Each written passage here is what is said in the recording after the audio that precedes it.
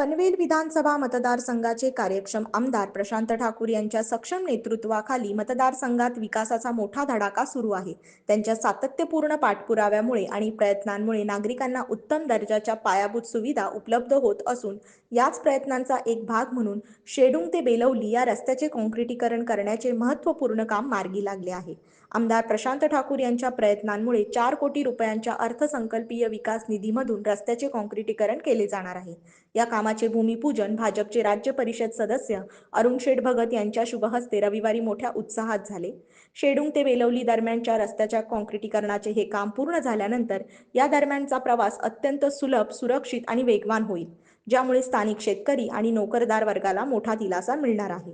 या कामाच्या भूमिपूजनावेळी भाजपचे राज्य परिषद सदस्य अरुण शेठ भगत यांच्यासह जिल्हा परिषदेचे माजी सदस्य राजेंद्र पाटील, सदस्य अमित जाधव, पळसपे विभागीय अध्यक्ष अनेश ढवळे, पनवेल पूर्व मंडळ अध्यक्ष भूपेंद्र पाटील आणि युवा मोर्चाचे जिल्हा अध्यक्ष आनंद ढवळे यांची प्रमुख उपस्थिती होती।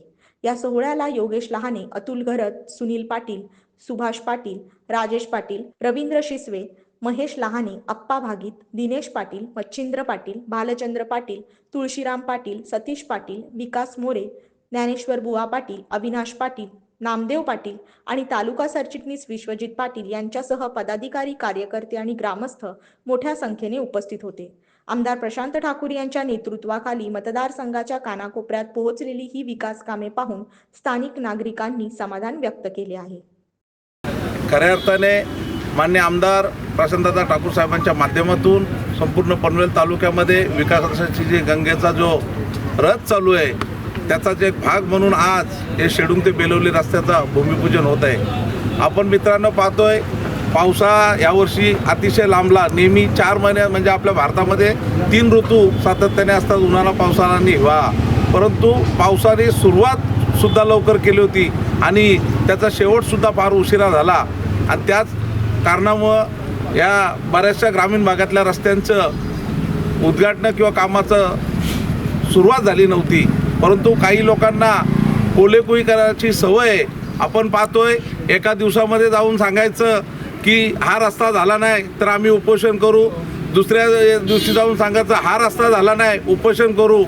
त्यासाठी उपोषण जर करून हे सर्व कामं होत असती तर लोकशाही मार्गाने आणि डॉक्टर बाबासाहेब आंबेडकरांनी दिलेला आपल्याला संविधानाचा जो अधिकार आहे त्याच्यामध्ये खासदार, आमदार आणि जे लोकप्रतिनिधी असतात स्वायत्त संस्थांचे ते निर्माण केले गेले नसते तर कोणीतरी उठला असताना सांगितलं असतं मी उपोषण करतो आणि रस्ते ऑटोमॅटिक तयार होतात। आमचे नेते प्रशांतदादा ठाकूर साहेब, आमचे नेते अरुण शेठ भगत साहेब हे सातत्याने संपूर्ण पनवेल तालुक्याच्या ग्रामीण क्षेत्रावर अतिशय बारकाईने त्यांचं लक्ष असतं आणि या रस्त्यांसाठी नव्हे तर गावातले अंतर्गत रस्ते असतील, गावातल्या विविध समस्या असतील, त्या समस्या कशा प्रकारे सोडवण्यासाठी प्रयत्न करता येईल त्यासाठी आमच्यासारख्या कार्यकर्त्यांना किंवा आमच्या प्रत्येक गावातल्या बूथच्या लेवलच्या कार्यकर्त्याला साहेब विचारत असतात का हे काम केल्याने आपल्याला त्याचा कशा प्रकारे आपल्या जनतेला फायदा होईल, कुठल्याही प्रकारचा भारतीय जनता पार्टीचा कार्यकर्त्याला फायदा होईल हा कधीही विचार आमदार साहेबांनी मनात आणला नाही। कारण आपल्या सर्वांचे नेते प्रेरणास्थान रामशेठ ठाकूर साहेब सातत्याने सांगत असतात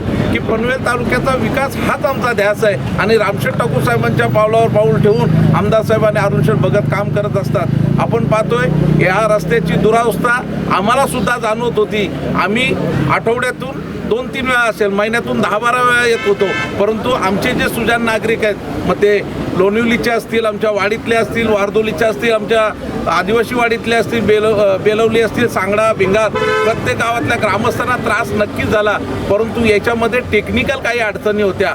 आपण पाहतोय बऱ्याचशा ठिकाणी विविध ज्या योजना चालू आहेत त्या योजनांच्यामुळे सुद्धा कंत्राटदारांच्या बिलांचे सुद्धा काही ठिकाणी प्रश्न होते। मग ते शासनाचे विविध असे फंड्स असतात, त्या विविध फंड्सच्याद्वारे वेगवेगळ्या प्रकारची कामं संपूर्ण या पनवेल तालुक्या ग्रामीण भागामध्ये साहेबांनी आणलेले आहेत आणि साहेब जेव्हा शब्द देतात तो शब्द पूर्णत्वास नेण्याचं काम अरुण शेठ भगत साहेबांनी त्यांचे कार्यकर्ते करत असतात। निश्चितच मला आनंद आहे।